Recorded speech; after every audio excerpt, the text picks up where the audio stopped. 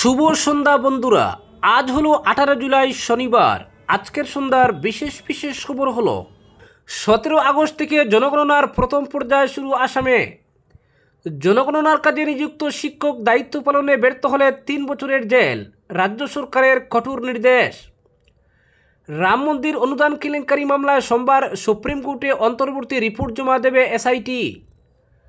জন্ম মৃত্যুর রেজিস্ট্রেশনে কড়া নিয়ম আনছে কেন্দ্র, নির্দিষ্ট সময় পেরোলেই বাড়বে জটিলতা। বিস্তারিত থাকবে প্রতিবেদনে। সুনাই নদীতে মরদেহ, পুলিশ না আসায় ফের ভাসিয়ে দেওয়া হলো খুব এলাকায়। বুড়ে সুনম ওয়াংচুককে হাসপাতালে স্থানান্তর, চরম উত্তেজনা দিল্লির যন্তর মন্তরে। মহাকাশে পাড়ি দিল দেশের প্রথম অরবিটাল রকেট বিক্রম-1। মেডিকেলে উটকো লুকের আনাগোনা বন্ধে কঠোর মন্ত্রী কৌশিক, রোগীর সঙ্গে থাকতে পারেন একজন অ্যাটেন্ডেন্টই। নাগরিকত্ব মামলার শুনানি চলাকালেই বাংলাদেশে, আসামে নয়া বিতর্ক। দক্ষিণ হাইলাকান্দির জালনাচড়া গ্রামীণ সড়কে 10 বিধায়কের হস্তক্ষেপ দাবি। 20 জুলাই থেকে গুয়াহাটি বিমানবন্দরের টার্মিনাল 2 থেকে উড়বে ইন্ডিগোর সব বিমান। রাত 12:01 থেকে কার্যকর নতুন ব্যবস্থা, যাত্রীদের সরাসরি টার্মিনাল 2-এ পৌঁছানোর পরামর্শ কর্তৃপক্ষের। এবং সর্বশেষ খবরটি হলো, বন্ধ হচ্ছে ফাটক বাজারের জরাজীর্ণ এবিসি বিল্ডিং ব্লক, জানালেন মন্ত্রী কৌশিক। ড্রোন সার্ভে করে বাজারের উন্নয়নে তৈরি হবে মাস্টার প্ল্যান। এবারে শুনুন বিস্তারিত খবর।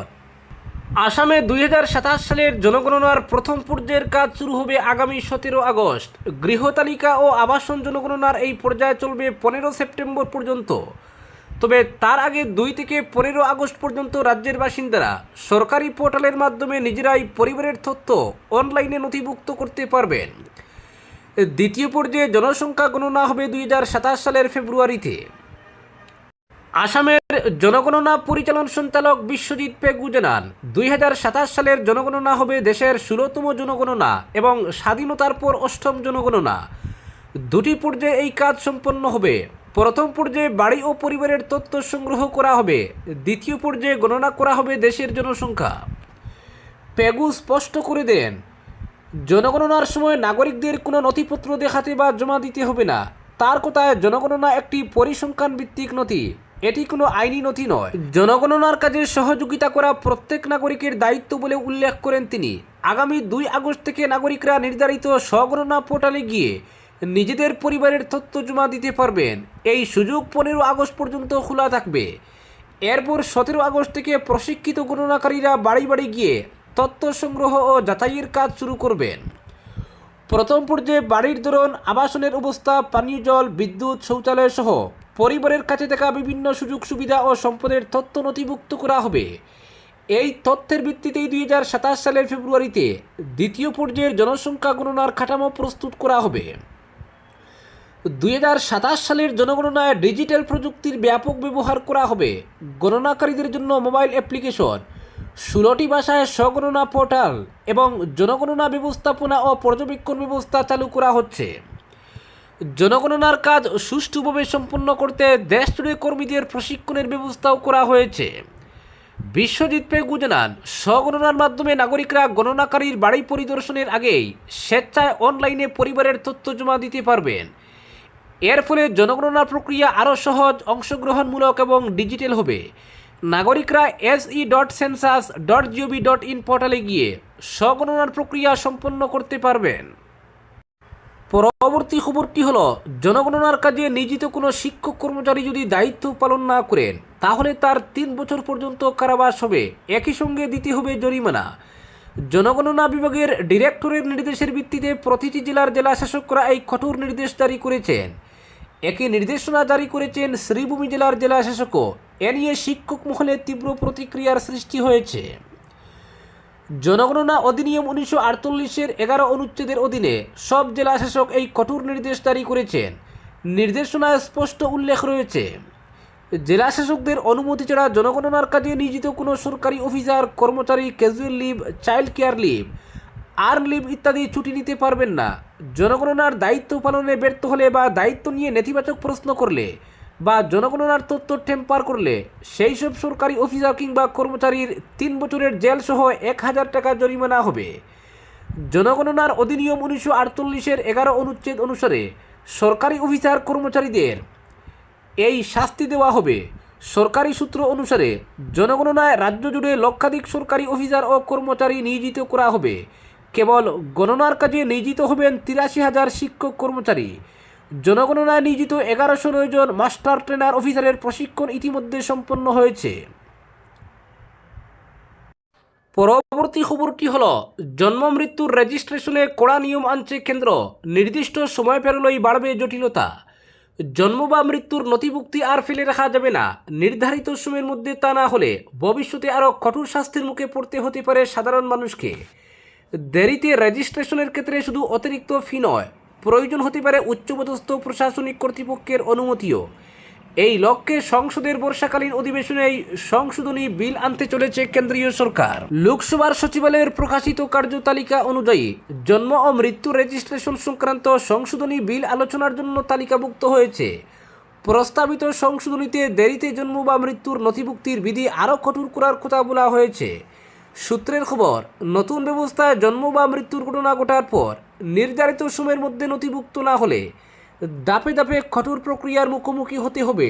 30 দিন থেকে 2 বছরের মধ্যে নথিভুক্ত করতে চাইলে জেলা পর্যায়ের নিবন্ধন কর্তৃপক্ষের অনুমতি প্রয়োজন হবে। পাশাপাশি বর্তমানের তুলনায় বিলম্বজনিত ফিও বাড়ানো হতে পারে। অন্যদিকে 2 বছরেরও বেশি সময় পার হয়ে গেলে বিষয়টি আর শুধু নিবন্ধন কর্তৃপক্ষের মধ্যে সীমাবদ্ধ থাকবে না।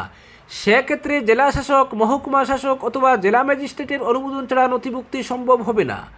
আবেদনকারীদের প্রয়োজনীয় নথি জমা দিয়ে প্রশাসনিক অনুমতি সংগ্রহ করতে হবে। ফলে গোটা প্রক্রিয়া আরও সময় সাপেক্ষ হতে পারে। উল্লেখ্য, বর্তমান নিয়মে জন্ম বা মৃত্যুর 21 দিনের মধ্যে স্থানীয় স্তরে নথিভুক্ত করার বিধান রয়েছে। নির্ধারিত সময় পেরিয়ে গেলে নির্দিষ্ট বিলম্ব ফি দিয়ে জেলা নিবন্ধন কর্তৃপক্ষের অনুমতি সাপেক্ষে তা সম্পন্ন করা যায়। কেন্দ্রীয় সরকারি সূত্রের দাবি, সময়মতো জন্ম ও মৃত্যুর তথ্য নথিভুক্ত হলে জনসংখ্যা সংক্রান্ত পরিসংখ্যান আরও নির্ভুল হবে এবং সরকারি পরিকল্পনা গ্রহণে সুবিধা হবে।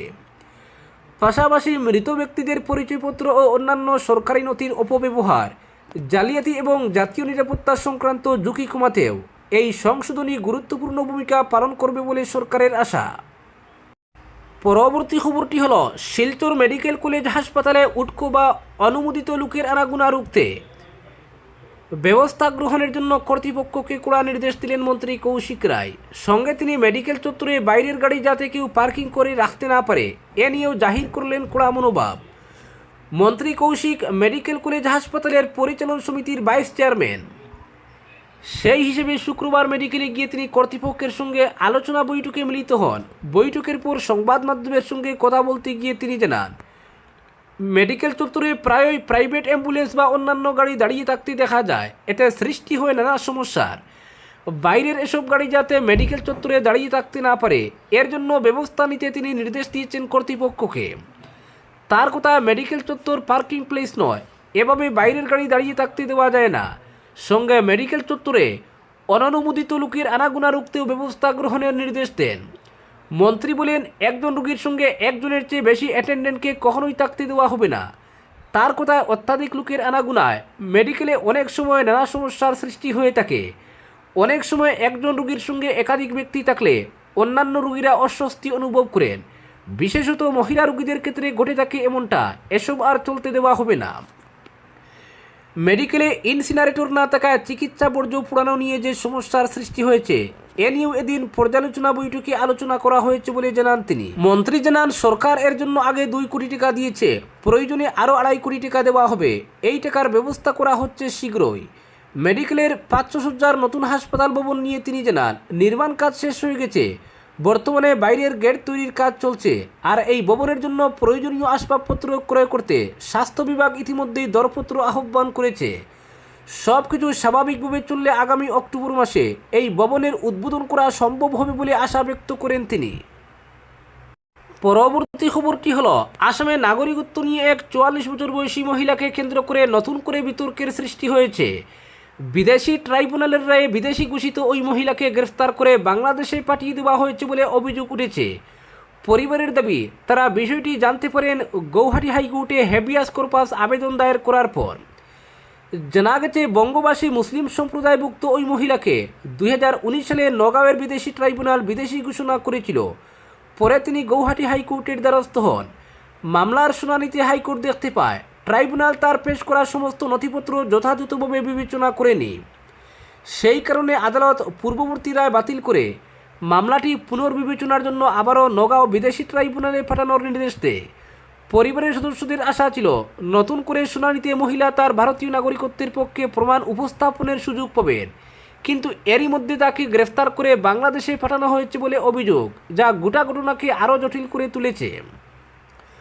পরিবারের দাবি, ট্রাইব্যুনালে মামলার পুনর্বিচারের প্রক্রিয়া চলাকালীনই এই পদক্ষেপ নেওয়া হয়েছে, ফলে আইনগত প্রক্রিয়া এবং প্রশাসনিক পদক্ষেপ নিয়ে একাধিক প্রশ্ন উঠেছে। এই ঘটনাকে কেন্দ্র করে আবারও আসামের নাগরিকত্ব নির্ধারণ প্রক্রিয়া এবং বিদেশি ট্রাইব্যুনালের কার্যপদ্ধতি নিয়ে বিতর্ক শুরু হয়েছে। বহু মানুষ এখনও নথির ভিত্তিতে নিজেদের নাগরিকত্ব প্রমাণের লড়াই চালিয়ে যাচ্ছেন। তাদের মতে এই ধরনের ঘটনা নাগরিকত্ব সংক্রান্ত মামলাগুলির নিষ্পত্তিতে আরও স্বচ্ছ, মানবিক ও আইনি প্রক্রিয়া অনুসরণের প্রয়োজনীয়তাকে সামনে নিয়ে এসেছে। এদিকে মহিলার পরিবারের সদস্যরা ন্যায় বিচারের দাবিতে আইনি লড়াই চালিয়ে যাওয়ার প্রস্তুতি নিচ্ছেন। ঘটনাটি রাজ্য জুড়ে ব্যাপক আলোচনার জন্ম দিয়েছে এবং নাগরিকত্ব সংক্রান্ত প্রশাসনিক প্রক্রিয়া নিয়ে নতুন করে প্রশ্ন তুলেছে। পরবর্তী খবরটি হল, দক্ষিণ হাইলাকান্দির মিজোরাম সীমান্তবর্তী জালনাচূড়া গ্রামের PMGSY সড়কে ব্যাপক হারে ধস নামায় স্তব্ধ হয়ে পড়েছে জনজীবন। উল্লেখ্য, গত কয়েকদিনের অবিরাম বৃষ্টিপাতের ফলে সড়কে একের পর এক ধস নেমে যোগাযোগ ব্যবস্থা বিচ্ছিন্ন হয়ে পড়েছে। গ্রামের প্রায় 10,000-এর অধিক মানুষের গালমুড়া বাজার বা জেলা সদরের সঙ্গে যোগাযোগের একমাত্র রাস্তাটি নষ্ট হয়ে পড়ায় জনজীবনের চরম দুর্ভোগ দেখা দিয়েছে। জানা গেছে বর্তমানে এই রাস্তা দিয়ে ছোটো ছোটো যানবাহন, অটোরিকশা, বাইক নিয়ে জীবনের ঝুঁকি নিয়ে চলাফেরা করতে হচ্ছে সবাইকে। স্থানীয় মানুষের অভিযোগ, প্রাক্তন বিধায়ক সুজামউদ্দিন লস্কর এই রাস্তার রিপেয়ারিং কাজ বরাদ্দ করেছিলেন, কিন্তু ঠিকাদারের কাজের ভুলের জন্য বৃষ্টিতে সড়কে ধস নেমেছে। এই সড়ক দিয়ে স্কুল কলেজের পড়ুয়ারাও প্রতিদিন চলাফেরা করছেন। এতে যে কোনো মুহূর্তে দুর্ঘটনা ঘটার আশঙ্কা দেখা দিয়েছে। ভুক্তভোগী জনগণ রাস্তাটি ঝুঁকিমুক্ত করে টিলার অংশের রাস্তার পাশে ড্রেন দিয়ে রাস্তাটি মেরামত করে দেওয়ার জন্য এই এলাকার বর্তমান বিধায়ক জুবাইর এনাম মজুমদারের দৃষ্টি আকর্ষণ করেছেন। পরবর্তী খবরটি হল, 20 জুলাই থেকে ইন্ডিগোর সব উড়ান গুয়াহাটির নতুন টার্মিনালে।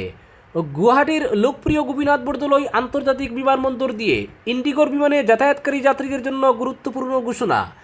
আগামী 20 জুলাই রাত 12:01 থেকে বিমানবন্দরে ইন্ডিগোর সব আগমন ও প্রস্থান নতুন টার্মিনাল অর্থাৎ T2 থেকে পরিচালিত হবে।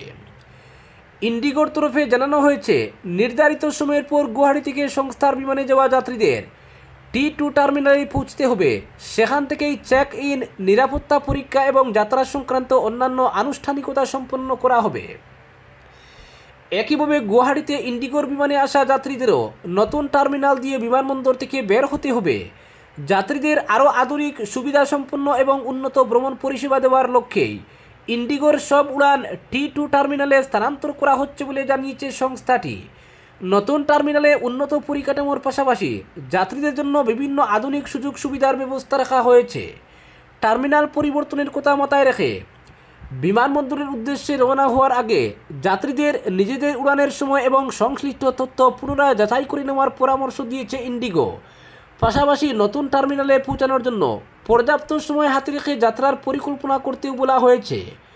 সংস্থার বক্তব্য, পরিষেবা স্থানান্তরের প্রথম কয়েকদিন যাত্রীদের মধ্যে কিছুটা বিভ্রান্তি তৈরি হতে পারে। সেই কারণে নির্ধারিত সময়ের আগেই বিমানবন্দরে পৌঁছানোর পরামর্শ দেওয়া হয়েছে। বিমান টিকিট, বোর্ডিং পাস এবং সংস্থার পাঠানো বার্তায় উল্লেখ করা টার্মিনালের তথ্য ভালোভাবে দেখে নিতে বলা হয়েছে যাত্রীদের। ইন্ডিগোর সব আগমন ও প্রস্থান T2 টার্মিনালে স্থানান্তরিত হলে গুয়াহাটি বিমানবন্দরের যাত্রী পরিষেবা এবং উড়ান পরিচালনার ব্যবস্থা আরও সুশৃঙ্খল হবে বলে আশা করা হচ্ছে। পরবর্তী খবরটি হল, সুনাই নদীতে এক অজ্ঞাত পরিচয় ব্যক্তির মরদেহ উদ্ধারকে কেন্দ্র করে আজ সকালে চাঞ্চল্যের সৃষ্টি হয়েছে। স্থানীয় সূত্রে জানা গেছে, সুনাই নদীর দরমি জামালপাড় এলাকার নদী তীরের আবর্জনার মধ্যে মরদেহটি আটকে থাকতে দেখে বাসিন্দারা পুলিশকে খবর দেন। প্রত্যক্ষদর্শীরা খবর দেন পুলিশে। পুলিশ পৌঁছাতে একটু দেরি হলে জয়বাবু নামে এক স্থানীয় ব্যক্তি মরদেহটি নদীর স্রোতে ভাসিয়ে দেন। এই ঘটনায় এলাকায় ক্ষোভের সৃষ্টি হয়। পাশাপাশি স্থানীয়দের দাবি সময় মতো পুলিশ ঘটনাস্থলে পৌঁছালে মরদেহের পরিচয় শনাক্ত এবং তদন্তের প্রাথমিক কাজ আরও সহজ হতো। এদিকে নদীতে মরদেহ আটকে থাকার খবর পেয়ে ঘটনাস্থলে ছুটে আসেন গত 4 দিন ধরে নিখোঁজ এক ব্যক্তির পরিবারের সদস্যরা। জানা গেছে নদীর উজানের মনিয়ার খালবাগান এলাকার বাসিন্দা প্রজা রাজভর 4 দিন ধরে নিখোঁজ রয়েছেন। পরিবারের সদস্যদের ধারণা ছিল নদীতে ভেসে আসা মরদেহটি তারই হতে পারে। তারা ঘটনাস্থলে পৌঁছে মরদেহটির পরিচয় নিশ্চিত করার চেষ্টা করছিলেন, তবে তার আগেই মরদেহটি আবার নদীর স্রোতে ভাসিয়ে দেওয়া হয়। পরবর্তী খবরটি হলো দিল্লির যন্তর মন্তরের আন্দোলন দমাতে গিয়ে পরিস্থিতি আরও জটিল করে তুলল প্রশাসন। নিট প্রশ্নফাঁস কেলেঙ্কারির প্রতিবাদে অনশনরত পরিবেশবিদ সুনম ওয়াংচুককে আজ ভোরে হাসপাতালে নিয়ে যায় দিল্লি পুলিশ। কিন্তু এই পদক্ষেপের কয়েক ঘন্টার মধ্যেই আন্দোলনের রাশ ধরে নতুন করে অনশনের ঘোষণা করলেন ককরোচ জনতা পার্টির প্রতিষ্ঠাতা তথা প্রধান অভিজিৎ দীপক। সুনম হাসপাতালে চিকিৎসাধীন থাকলেও আন্দোলন যে থামছে না তা স্পষ্ট করে দিয়েছেন তিনি। আজ সকালে যন্তর মন্তরের প্রতিবাদ মঞ্চ থেকে সুনম ওয়াংচুককে সফরদজং হাসপাতালে স্থানান্তরের পর সেখানে উত্তেজনার চরম আকার নেয়। অভিজিৎ দীপকের অভিযোগ, দিল্লি পুলিশ তাকে যন্তর মন্তরের বিক্ষোভস্থলে ঢুকতে বাধা দেয় এবং বিনা প্ররোচনায় মারধর করে আটক করে। সোশ্যাল মিডিয়া অনশনে বসার কথাও জানিয়েছেন অভিজিৎ। এদিকে সুনমকে হাসপাতালে নিয়ে যাওয়ার পরই যন্তর মন্তর চত্বর কার্যত দুর্গে পরিণত করেছে দিল্লি পুলিশ। চারপাশ ব্যারিকেড দিয়ে ঘিরে ফেলে মোতায়েন করা হয়েছে বিপুল পুলিশ বাহিনী। আন্দোলনকারীদের দ্রুত ও শান্তিপূর্ণভাবে বিক্ষোভস্থল খালি করার নির্দেশ দেওয়া হয়েছে। কিন্তু আগামী 20 জুলাই সংসদের বাদল অধিবেশনের প্রথম দিনেই আন্দোলনকারীদের পূর্ব পরিকল্পিত সংসদ অভিযান কর্মসূচি রয়েছে। তার ঠিক দুদিন আগে পুলিশি তৎপরতা ও অভিজিতের অনশনের ঘোষণায় রণকৌশল বদলাতে বাধ্য হচ্ছে আন্দোলনকারীরা। অন্যদিকে হাসপাতালে সুনম ওয়াংচুককে ঘিরেও টান টান উত্তেজনা তৈরি হয়েছে। সুনম ওয়াংচুকের স্ত্রী গীতাঞ্জলি যে আংমো হাসপাতালে পৌঁছেই কর্তৃপক্ষকে সাফ জানিয়ে দিয়েছেন তাদের পরিবার এবং গত 20 দিন ধরে সুনমের চিকিৎসা করা চিকিৎসকদের লিখিত অনুমতি ছাড়া তার স্বামীকে যেন কোনো ওষুধ বা ইঞ্জেকশন না দেওয়া হয়। যদিও দিল্লি পুলিশের দাবি হাইকোর্টের নির্দেশ ও বিশেষজ্ঞ চিকিৎসকদের পরামর্শ মেনেই ওয়াংচুকের জীবন বাঁচাতে তাকে হাসপাতালে স্থানান্তরিত করা হয়েছে। সব মিলিয়ে সুনমকে শোনানোর পর অভিজিৎ দীপকের এই নতুন অনশনের হুঁশিয়ারি দিল্লির মসনদের চাপ আরও বাড়িয়ে দিল। আজকের বিশেষ সংবাদ এখানেই সমাপ্ত।